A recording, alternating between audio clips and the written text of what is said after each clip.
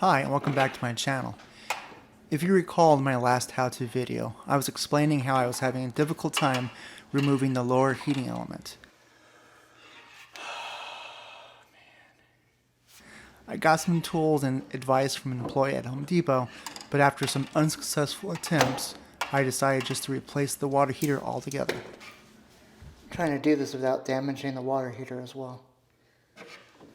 So in this video, I'm going to show you how to replace an electric water heater.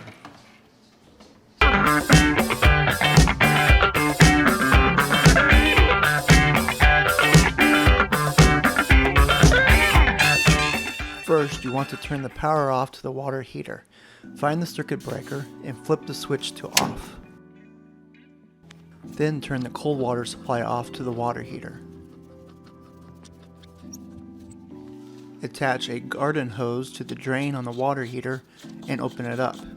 You should also run a hot water faucet in the house to relieve any pressure. You could do the following while the water heater is draining. Disconnect the cold and hot water supply lines, the relieve valve line, and disconnect the power cable to the water heater.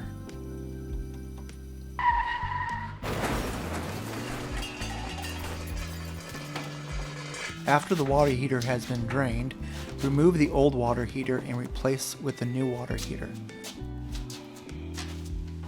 I would advise getting someone to help you with this task, as the water heater can be somewhat heavy and awkward to move on your own.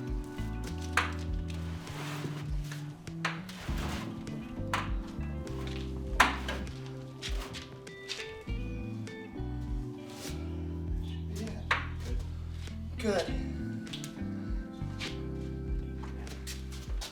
Now reconnect the cold and hot water lines, the relieve valve line, and the power cable.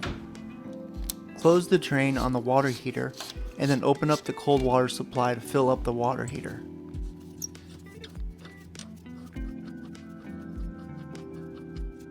Now before you turn the power back on to the water heater, you want to make sure it's completely full.